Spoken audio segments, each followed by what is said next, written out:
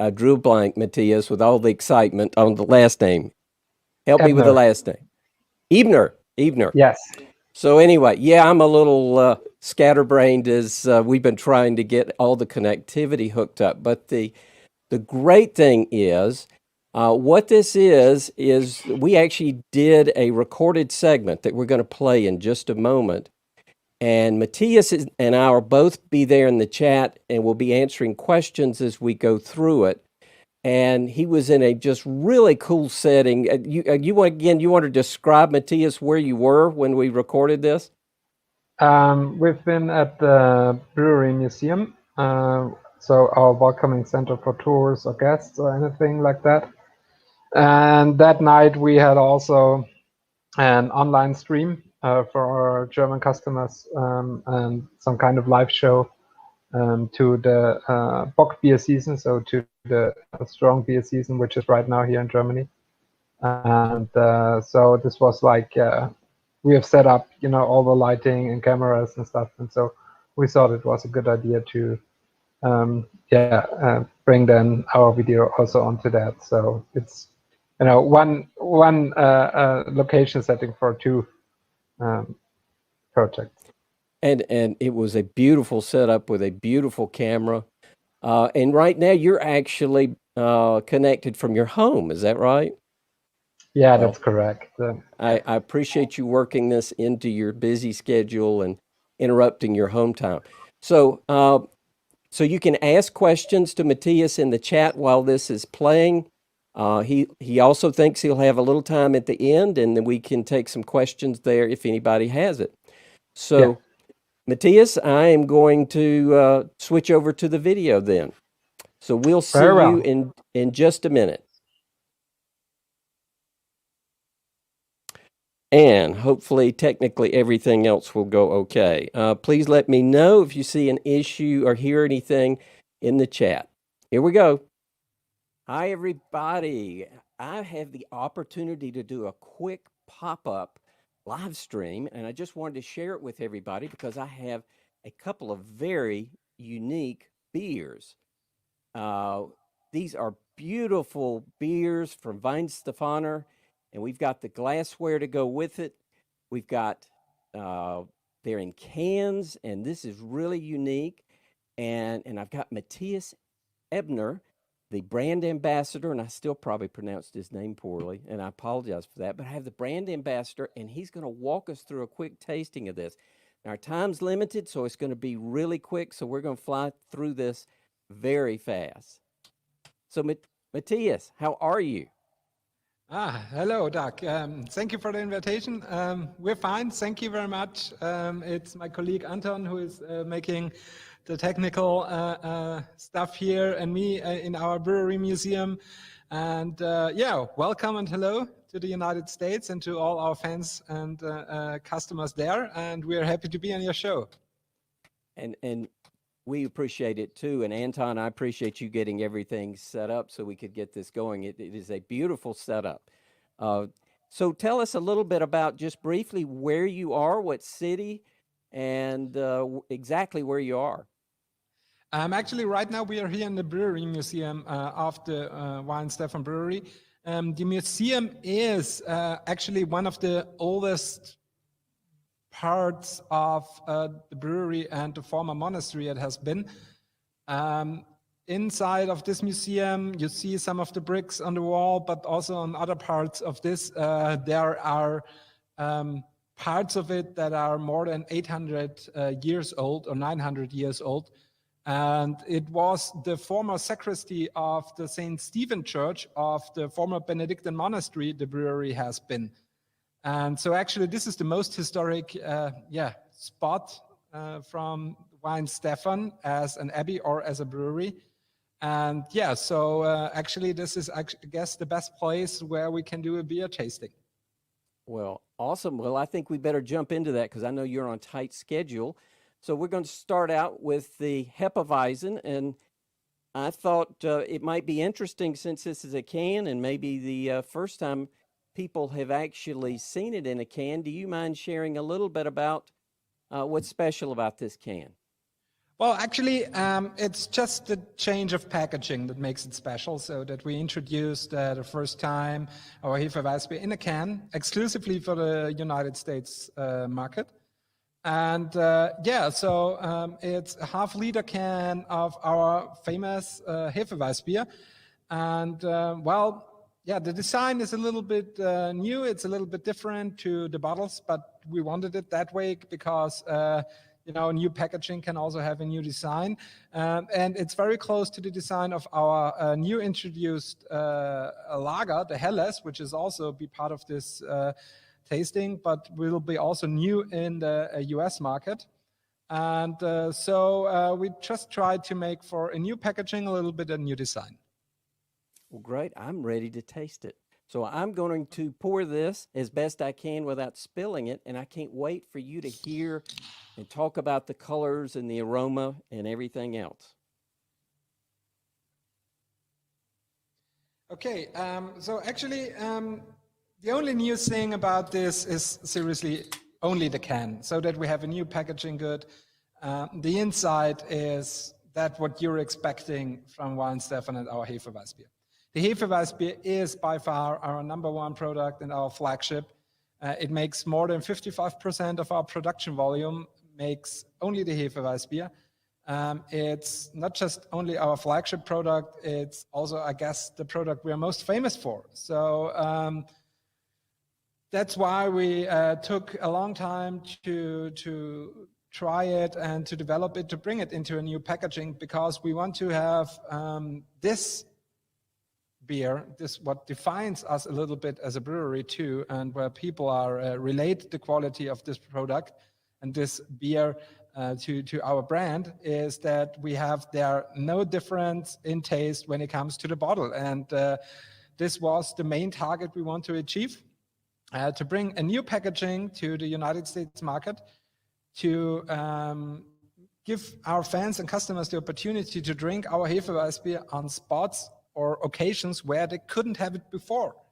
I once experienced it when I was with good friends of mine in Vegas for a vacation, that especially poolside, you can't have a beer in a glass bottle. So you need to have it on tap or in a can or in a metallic bottle. And this is things we don't have. So like poolside or on the beach, or if you want to go for a hike or, I don't know, a bike ride or whatever, and you want to take some beer with you, glass bottle is sometimes difficult, or you're not allowed to, or on a golf course, you cannot have those kind of packaging.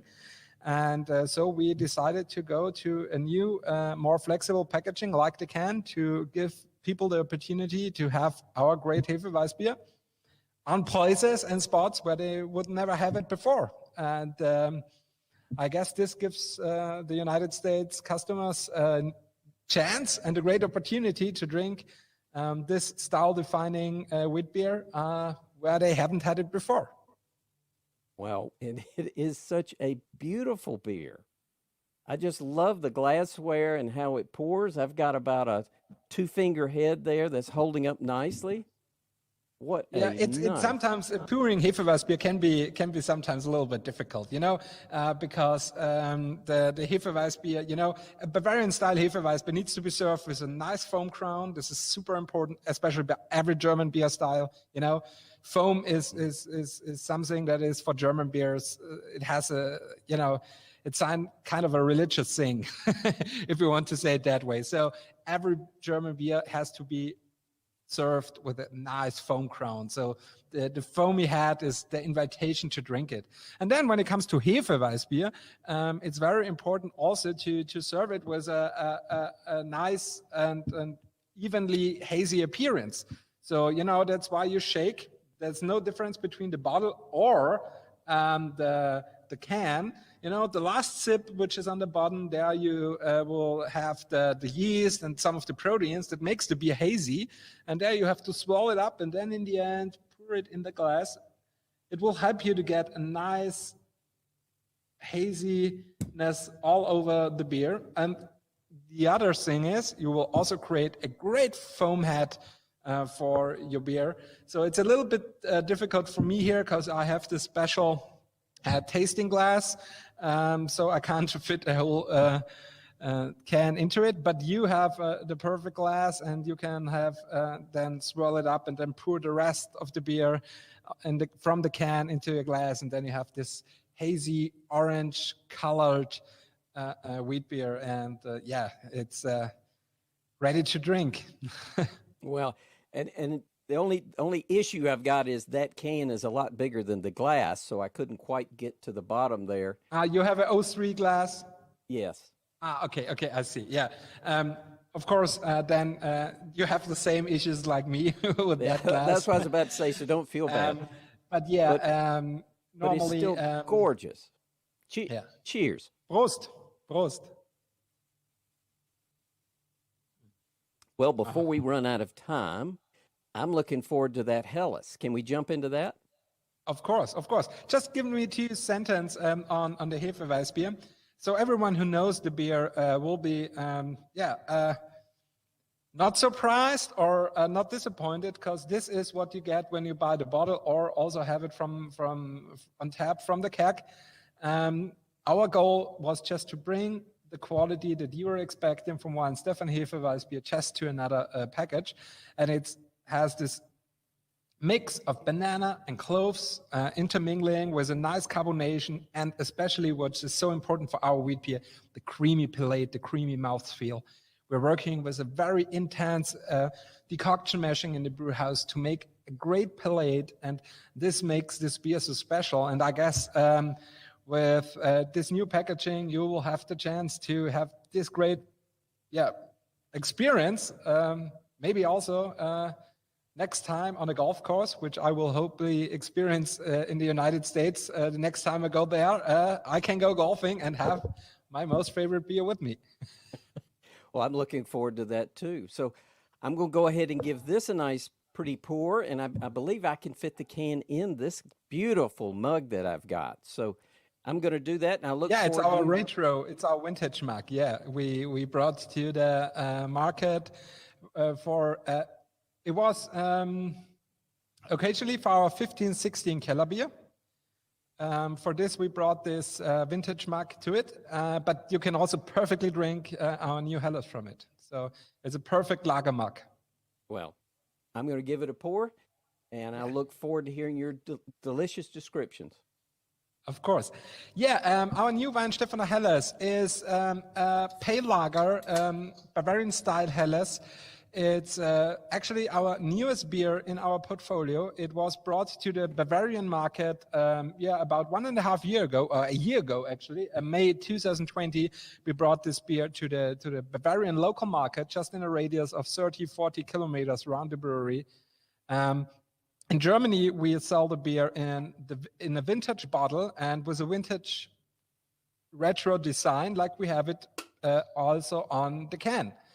Here we have 4.8% ABV, pale golden color, Bavarian Helles with a very subtle hop aromatic and a slight easy palate from all Bavarian malt. But the most important thing is drinkability on this beer. So, a nice foam, a golden filtered color, but and this is for Bavarian Helles so important, it must give you a nice mouthfeel so that you feel that you have a great beer, but it must be going down very, very easy. And this mixed up and intermingling with fine Hallertau aroma hops will round up that beer. Actually, for a brewer, this is one of the most difficult beers to brew because it's such a delicate and fine beer in the mouthfeel, but also in the flavor and in the when you smell the aroma, that you cannot allow any mistake in brewing. So this is a very hard to brew beer. And so we developed more than 1.5 years to bring this beer to the market. Even Professor Nazis, the most famous beer scientist, I guess, in the whole world, which is still here in Weihenstephaner, living like 10-minute walk from the brewery, was one of the consultants who bringing or developing that kind of beer. He was always in the tasting panels where we tried different recipes on that. And he consulted us and our brewmasters to bring that beer to life. And we are very proud of that. And that also he gives us his Okay. That's right. In the end. And it's actually also, when it comes to technology and brewing the beer, very interesting, because it's our first beer of our portfolio that we are brewing with infusion mashing. So that we're having this very crisp but still intense palate. We are doing, this is our first lager and first beer of our actual portfolio where we're doing infusion. All the other beers are decoction mashing. And so the Helles is also not only in the taste, a little bit something special also when it comes to brewing it. And we want to do also with that style something new, because we don't want to kind of overthrow the original. The original is a Helles too. It's also a Bavarian style lager Helles, but it's a more traditional interpretation of the style. So it's a little bit intenser in color, it has a little bit more hops, and it's a little bit more throaty. So this is a beer that is made with decoction mashing, and really when you compare it to the Helles, you will see they have a little bit more of a stronger appearance when it comes to malt sweetness and body. And this beer is more made a little bit for, just a little bit more easy, more thinner, we say in German schlank, which means thin, and the other one is a little bit kernig, which means a little bit more robust. And so these are two kind of interpretations of this new, very traditional style here in Bavaria. And I guess the new Helles is a more, I would say, modern interpretation of the Bavarian lager, and the original premium is a more traditional interpretation. So did I hear you right that you were saying this one is not decoction mashed? It's not Is to that what? correct? That this does not Yes, use a decoction it's infusion. mash. It's infusion mashing, this was also, for me, very interesting. In all the tasting panels before, we tried the hop profile of that beer. We tried with infusion, we tried with decoction, and this was a very interesting experience to be in the tasting panels developing that beers, because you see how some just slightly adaptations in the brewing process, which has more than 300 parameters you can adapt just to inflect the taste or the outcome of the beer, and how this will make a difference. And the infusion mashing makes it easier to come to that, very crisp and straight palate that we want to achieve here. Well, but is that the only beer that you use infusion mashing on? Yes, it is. I thought that when I heard that, I thought, wow, I did not know that. All other beers, also the lagers are decoction mashing. And when it comes to brewing beers, like the top fermented, especially wheat beers, are more often today decoction mashing. There are also a lot of other breweries using infusion for wheat beers, but there it's more common to use decoction. But we always stick to decoction mashing. And also by the lagers, we stick to decoction mashing, because for us, it gives the beer just a more better palate and a more intense body that we want to have in our beers. That's our philosophy of brewing, and that's how we think our beer should taste. Other breweries are doing, mostly when it comes to lagers, infusion mashing, because it makes the beer, more faster in production, but also a little bit more easygoing, and which is not a bad thing. Don't get me wrong, but our traditional interpretation of doing Bavarian lagers was with decoction. Here we want to go definitely a new way and a more modern way, and so we tried it, and I guess we have done pretty good bringing that Helles to the market.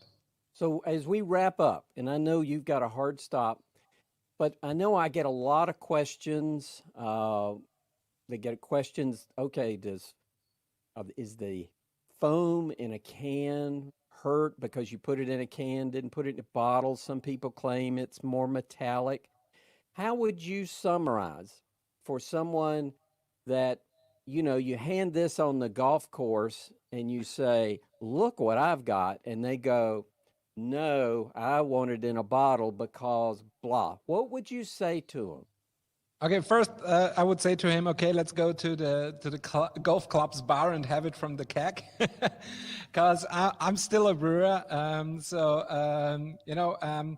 I studied here in Weihenstephaner Brewing Science, and when I've learned one big thing is that the best beers are always on tap and from keg, because it's fresher, the aroma is a little bit more intense. So I would say, let's see if the golf club has it on tap. If not, I guess the bottle and also the can is a great package to have the beer at home or on the road or on the golf cart, if you're allowed to do that.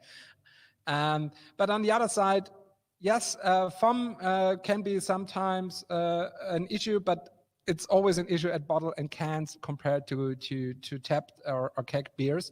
But we didn't recognize yet a worse foam from can to bottle. So it's a pretty new package for us. So we are still learning. We're still getting long-term data and long-term analytics.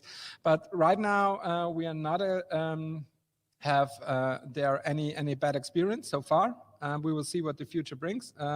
I guess when it comes to the long-term stability and also long-term foam stability, we just need to wait and see how also our samples that are here in the brewery and how on the market it is doing. It's just a matter of time. We will analyze it and then maybe adapt some things.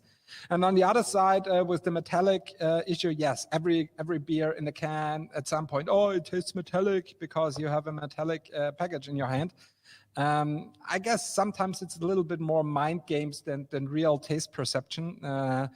I guess people will not taste it anymore metallic when they have it in a blind tasting, when they don't know that it's from the can. But on that issue, we worked with cans that have an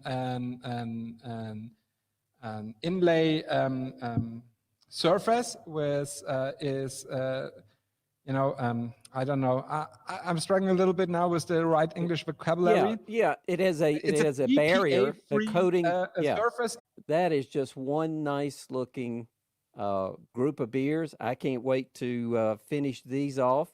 I think that will be the highlight of my day, and really getting a chance to hear you, Matthias, to go through these and break them down. I just can't appreciate it enough, especially where you are. What a unique location, and taking the time to share this. It was an absolute pleasure. Thank you for having me, Doug. And thanks also to give this issue of our new packaging space here in your show and in your work. Because we did all this only for the US market. So it's a packaging exclusively for North America, for the United States, because in Europe we stick to keg and bottle. So because of the system we have here in Germany or in the German-spoken countries, also in Europe, that the bottle's getting back to the brewery and get washed. It's a sustainability thing. And so there we are committed to, and we are convinced in that system. And so I guess the can will be only an issue for the long side overseas transport. It's a weight thing, of course, in the containers and stuff like that. So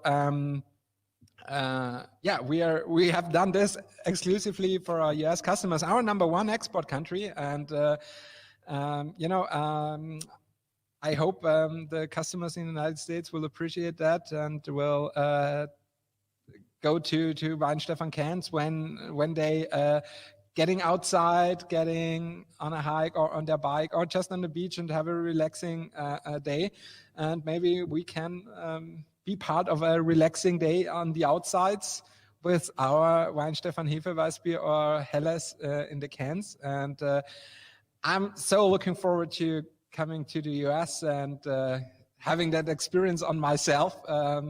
Actually, I'm going twice a year at least to the States, once in April, once in September, October, and I hope I can do this again soon. And maybe then we can meet in person and have a beer together.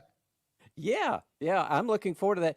Now, I think I had gotten 2 cans each of the Helles and the Hefeweizen, and I thank a local distributor for getting those to me. Now, I look forward. I don't see it in the store yet, and none of my friends have said they've found it, but I want to assure everybody, this is every bit as good as what it is in the bottle. It's phenomenal. And it's just wonderful. Yeah, our importer is working hard to get the cans all over our distribution areas. Also, the importer and the distributors. So it's the first shipment just arrived a few weeks ago. So it's just getting through the country and it's trickling down to every state and county, hopefully. And the new batch is on its way. It's on the ship right now. So there is reinforcements are coming. So. We are working hard, and you will get it in those 4-packs, very handy for two people getting out there in the wild and having a 4-pack of cooled Weihenstephaner with them. So I guess it's pretty convenient, and we hope we match the need of the Weihenstephaner fans with that. And so I hope this will bring joy to the people. That's why we are brewers. That's I guess right. that's why we are brewers, or that's why we are brewing, bringing joy to the people. Because I hope I get the translation right. I only have the German translation of this quote.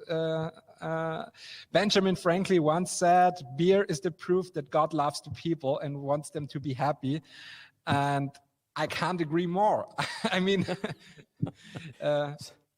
well, cheers, Prost. I appreciate it. Cheers.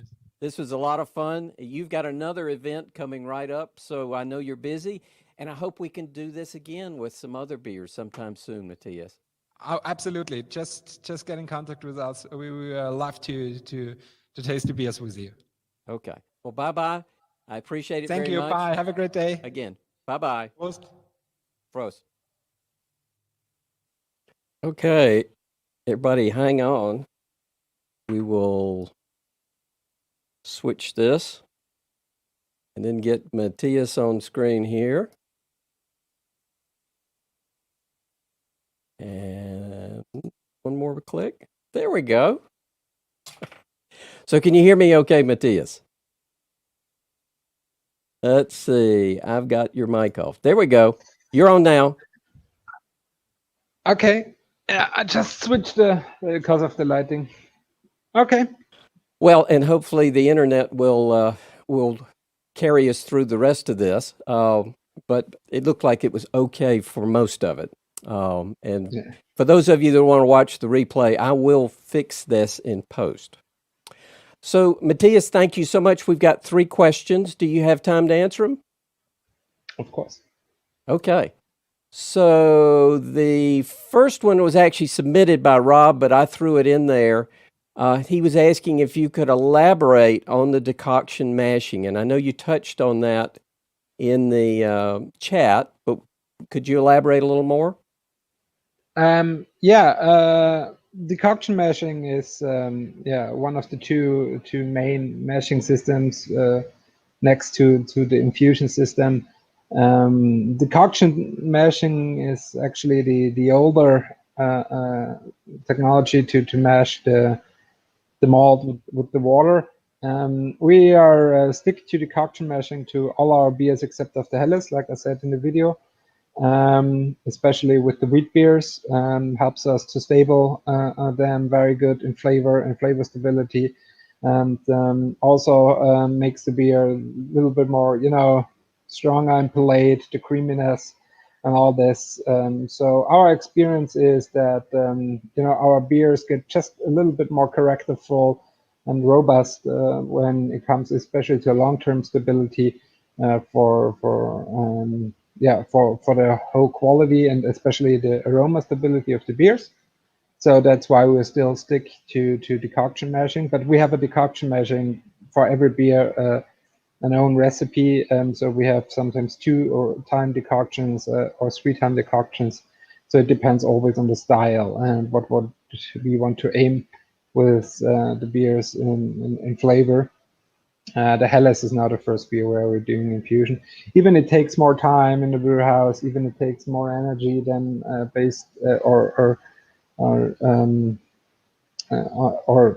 to look at infusion. But we're still very convinced about the situation that we are making the better quality beers with our decoction mashing. And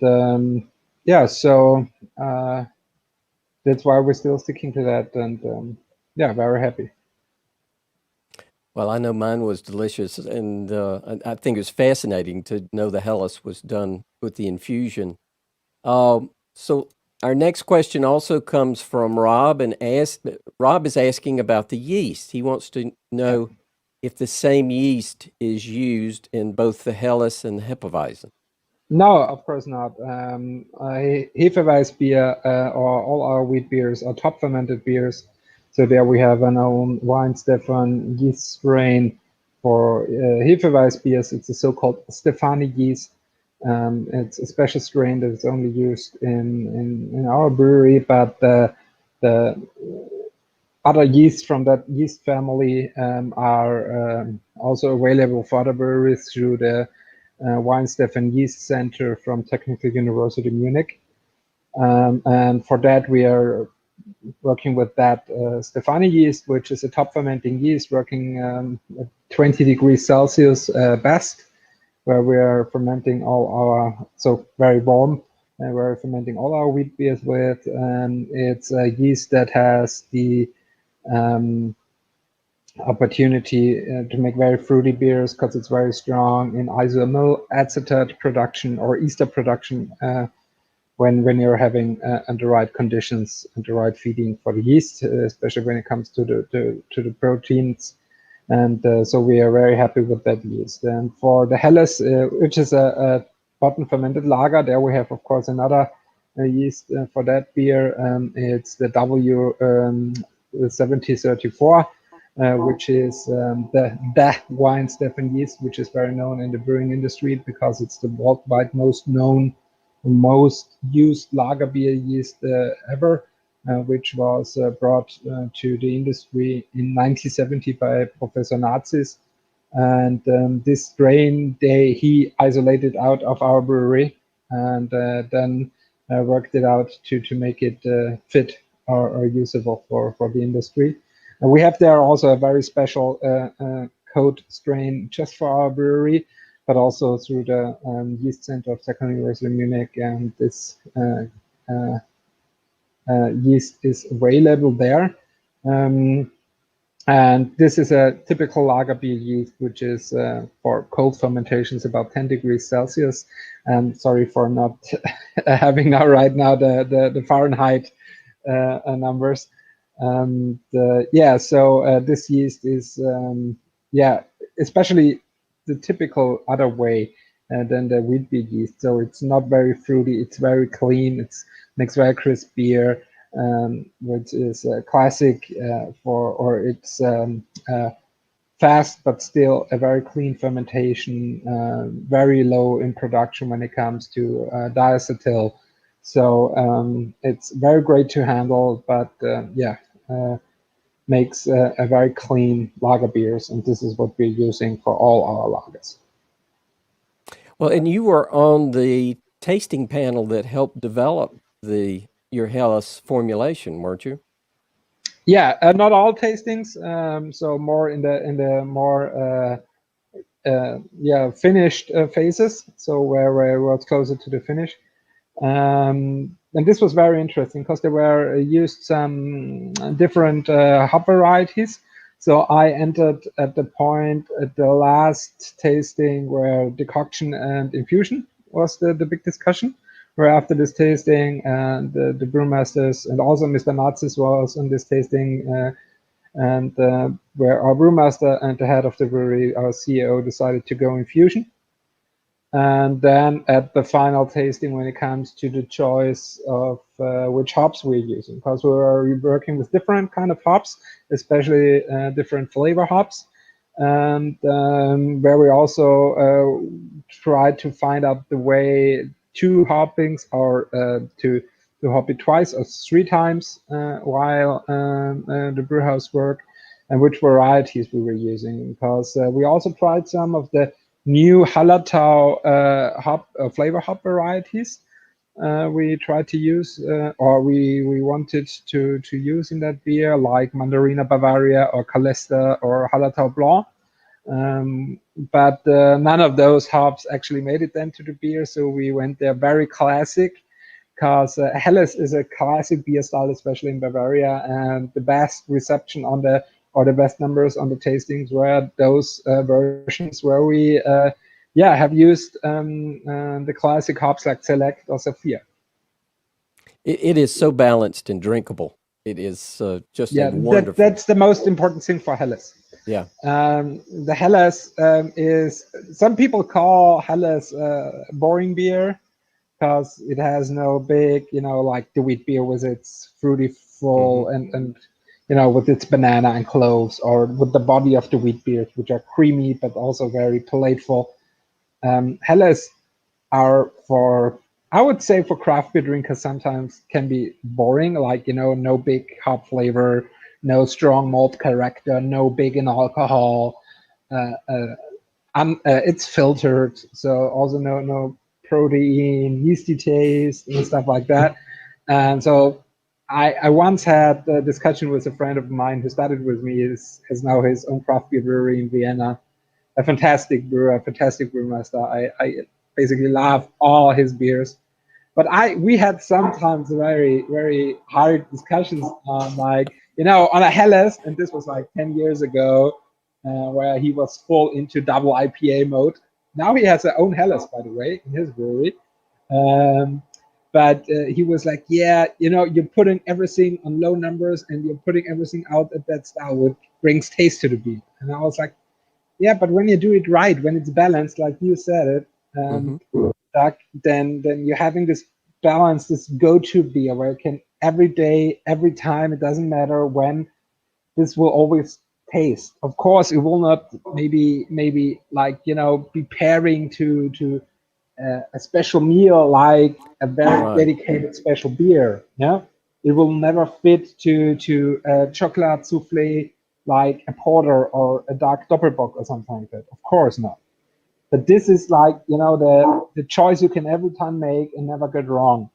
And for a Bavarian, those are the two most important styles: Hefeweissbier and Helles, and both should be very drinkable because they are basically basic nutrition here.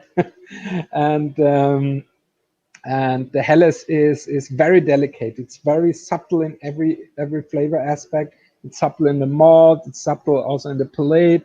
It's very easy and low in the hops, but it's still there, and it's very fine. And so it's the balance between all those things, yeah. And then a crispiness, but still having a little bit of own character, so that you can see differences then in the different Helles. And I'm still strong in the opinion that it's especially in Germany, and I guess it's worldwide, when you're having a beer style like a Helles in your brewery, it's like the business card of every brewery or the business card of every brewmaster. When one brewmaster or one brewer is visiting the other brewery and they have a Helles, it's the first beer you're gonna taste, because then you know what you are. Yeah. Plus, it's perfect for pairing with a lot of foods, and as I've because it goes easy with a lot of food. Yeah, right. And there's no better pairing like a Helles and pizza. This is like so simple, but it's like so damn good. Or a sandwich. I'm a sandwich guy. Yeah. We call it here in Germany Brotzeit, which are the charcuterie boards, or did I get that's right. Yeah, with different pepperonis and cheese, some sour stuff and some vegetables, just a board of different specialties, and some ham, some smoked ham and stuff like that, different stuff, and then having those board, this board, we call it Brotzeit, which is basically some kind of national dish here in Bavaria and in Austria, where I'm from. Brotzeit is national dish by all means. This is like the most important meal of the day, because dinner time is Brotzeit time. And this is how I grew up. And the Helles is the perfect beer today. Yeah? Or making a sandwich. Seriously. Or a nice Bavarian pretzel and some beer cheese and a Helles. Yes. Yeah, cheese and beer, of course. But, a pretzel also. A pretzel, with the saltiness, but then it has the smooth dough and this taste. in the outside crunchy, in the inside smooth, but stored in a state. I need a thirst quencher to this, and what's more perfect than a Helles, you know? I completely agree. We've got just a couple of more questions. Oh yeah, sorry. I'm No, that's losing okay. myself every time I'm thinking about beer and food pairing. Everybody's enjoying it. Yeah. So Rob asks a question. He wants to know if the shelf life in the cans is any different than the shelf life in the bottles. No, it's 12 months, like on any other beers, except of the bock beers. Our strong beers, our bock beers like Corbinian or Vitus do have 15 months, and the cans and the bottles do have 12 months.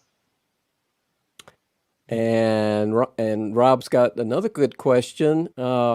He wants to know how does decoction mashing affects beer color. We actually cannot say how it affects our beers on color. Otherwise, how it would look like if they would make by infusion, because we don't know. But when it comes to literature or to the scientific knowledge, it had a more color intensifying effect on the beer. But how much, and it so many parameters. It's the hardness of the water, so water conditions play a role. Which malt you're using, the EBCs of the malt, and whatever. I'm pretty sure that there are some papers on that. Having the same parameters and just doing infusion under one-time decoction, that this makes an influence. But how big the influence is to get the beer more intensely or darker in color, I can't say. I must research it on myself too. But then it depends how long do you boil it at the decoction. Is it 1 time or 3 time decoction? So, beer brewing, it's like, like I said in the video, 300 parameters you can tune, then beers get completely different. So, yeah. Well, love the beer you guys produce. Tobias did an earlier program with me on the Vitus. That's such a lovely beer. And Matthias, this has just been awesome to have a chance to kind of pick your brain and learn about these beers. And I hope we can do it again sometime. Yeah, I would love to, absolutely, to hang out with you, and maybe we can do this year again. And so I don't know if it's for some of you guys a little bit too early. I guess it's something about lunchtime now in the United States. For us, it's actually dinner time. But on the other side, maybe we can do also maybe online or wherever a tasting when I'm next time in the United States. So I'm pretty confident that I can still come this fall. So the company said as soon as I get a vacation, and then I am allowed to travel again, and I guess the USA will be the first country we will go to, because actually what I got on the news is that your guys are doing very great, getting great numbers. Also in vaccination states are opening up, so I guess it's a good guess that US will be this fall, if nothing comes in between my first destination. And maybe then we can do it, because when we're in the same time zone again. And I've seen also some of the comments, if I can refer to that, where to get the beer. Best thing is Total Wine, I've read, is always a good idea to check them. Because we're in many states with Total Wine. But the best thing is going on Weihenstephaner.com. There's a product finder online, which, especially for the cans, now works again. It worked, and it does not work for the cans anymore. But yesterday we got an email that it got fixed and now works for the cans again. So just enter your zip code there, and then it shows you where close to you or where the closest possibilities of getting Weihenstephaner products are in your area. So this may maybe help some of the guys to find the beers or the cans. Yep.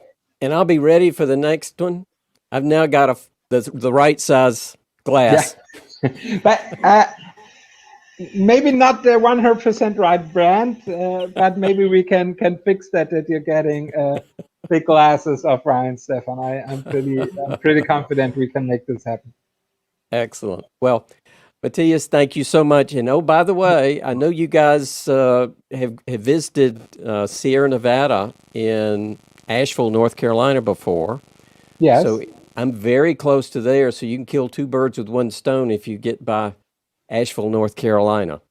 Okay. And then I will tell this Tim, which is our US Weihenstephaner USA manager, because he's putting together, my travel plans when I'm there. Because he is then some kind of like my manager. Okay, you go there, you go there, you go there. Here you have the tickets.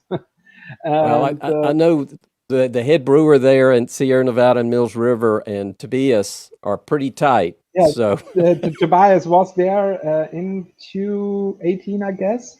Yes, yes. So it's time for you guys to come by again. Yeah, I will try, and we'll see what we can make happen.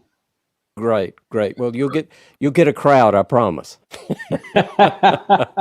I'm pretty sure, yes.